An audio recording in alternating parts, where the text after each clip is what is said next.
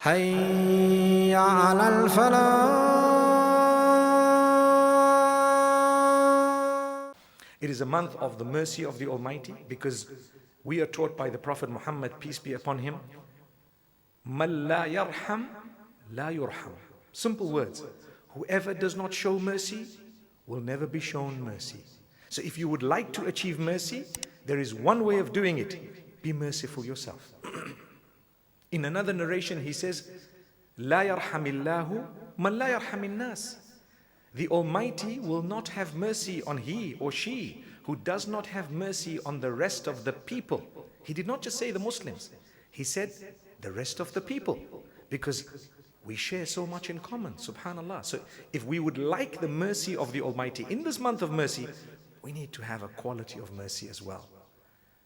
And I promise you that we as Muslims, especially the religious leaders, we know the duty that is on our shoulders, and we know how important it is, and we have been trying our best.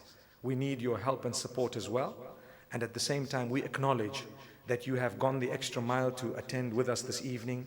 Some of the faces, mashallah, are known, some of them perhaps less known, but alhamdulillah, I thank Allah Almighty for having brought us together in such a good place. And we definitely do promote coexistence in a peaceful manner, respect for one another. It is only when and if we are to respect one another that we will be able to live a life of harmony and peace.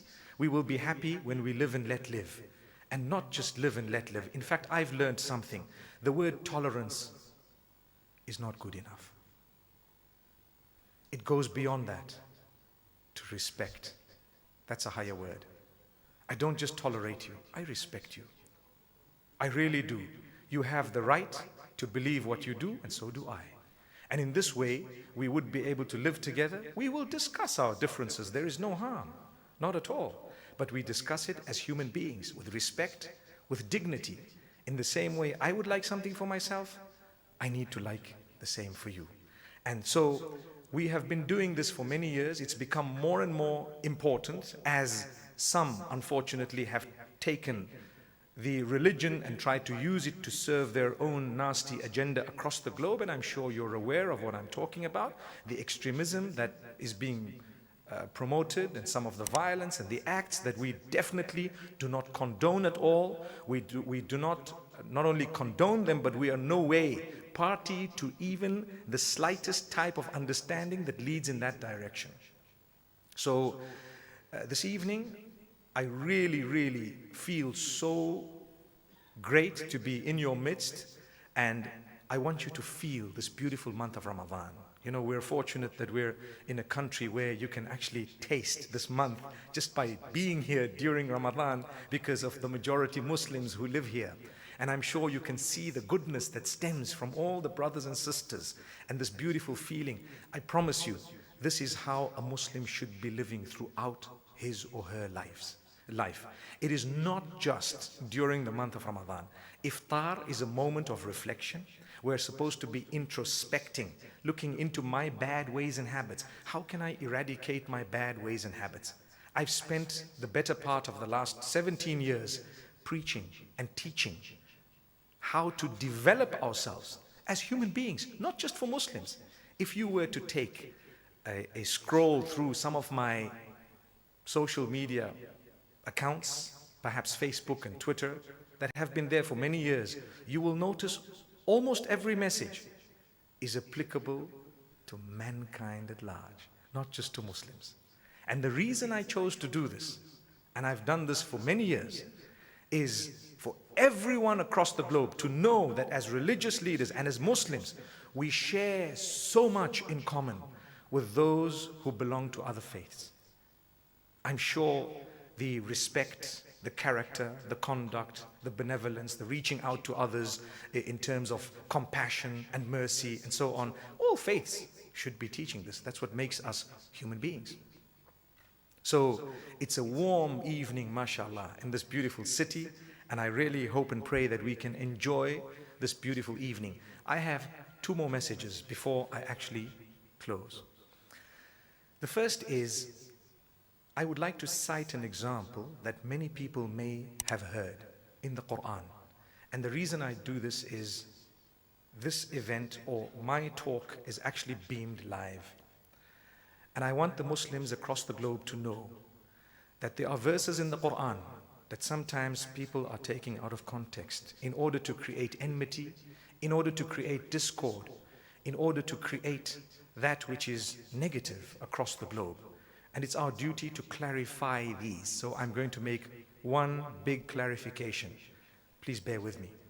In Surah Al-Ma'idah, there is a verse that many people quote, and a lot of the people who would like to quote it out of context do quote it, and they enjoy quoting it in order to distance people of different faiths. And that verse number 51, where Allah subhanahu wa ta'ala says, Ya ayyuhal ladhina amanu, la tattakhidhu al-yahuda wan-nasara awliya, ba'dhuhum awliya'u ba'd. O you who believe, do not take the Jews and the Christians as awliya. I'm sure you may have heard that. And the term awliya is wrongly referred to as friends. It does not translate as friends. And we need to know something. The verse says, O you who believe, do not take the Jews and Christians as awliya. But the same Quran allows you to marry a woman of the book, which means a Jewish or a Christian woman. So there surely needs to be an explanation. There definitely is an explanation. So if we go back to the Quran, we will find that there is something called tafsir. Tafsir means the explanation of the verse. Where do we look for the tafsir? The first place you look for tafsir and for an explanation when it is confusing is the Quran itself, in another place. So it is called tafsir al-Qur'ani bil-Quran. That means to explain the Quran by a verse in the same Quran that has an explanation. So we may ask, what is the seeming contradiction here? There surely needs to be an explanation. On one hand, there is a verse that says, don't take them awliya. And awliya would more correctly refer to as protectors under certain conditions, right? And in the other place, the same Quran allows you to marry their women.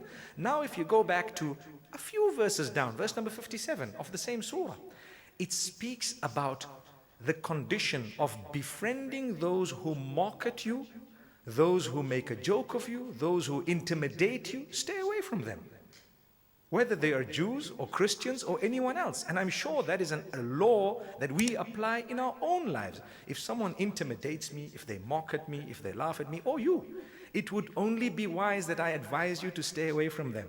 So you don't need to get too close to them, because it's going to, in our language, rile you up. It's going to actually work on you. And if you cannot do something positive about it, then you need to be careful.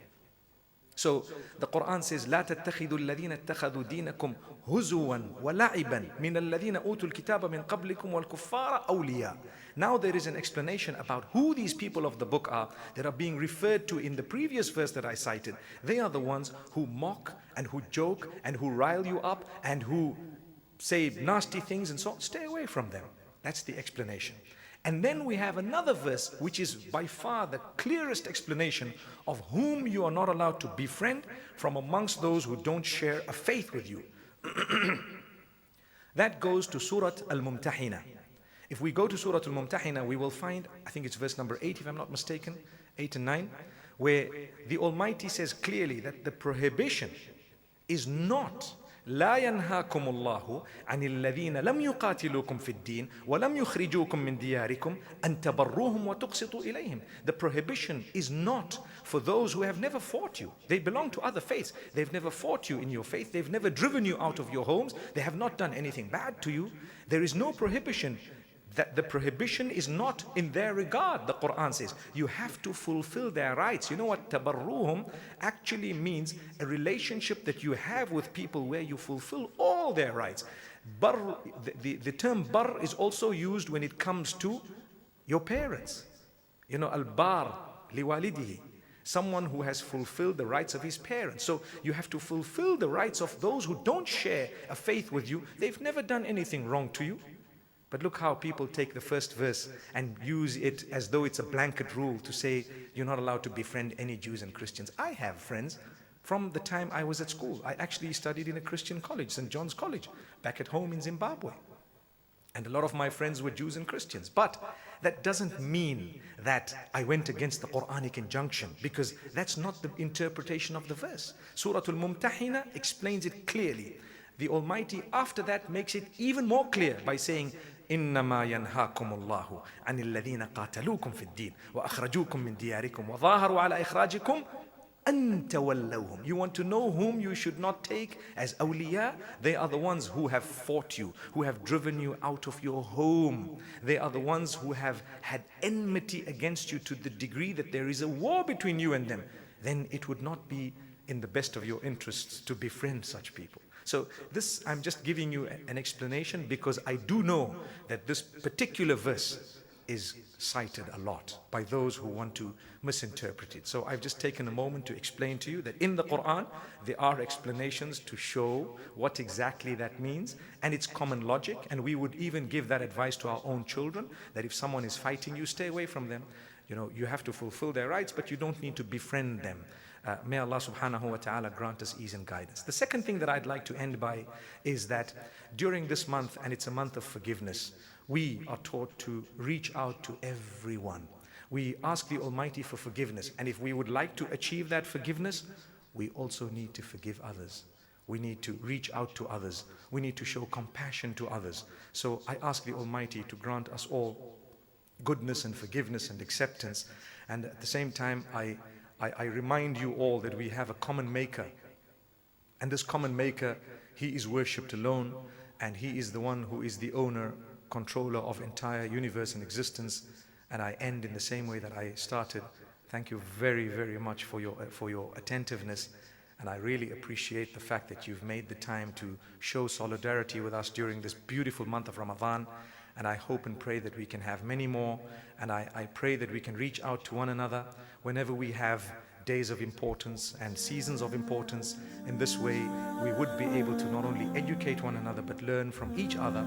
And if we become closer, I'm sure those who follow us will definitely take cue. Thank you very much. May the Almighty bless you all. Jazakumullah khair. Assalamu alaikum wa rahmatullahi wa barakatuh.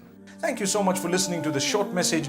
I pray that it has increased you in a little bit of motivation and hope, and the same applies to all of us. Jazakumullah khair. Assalamu alaikum wa rahmatullahi wa barakatuh.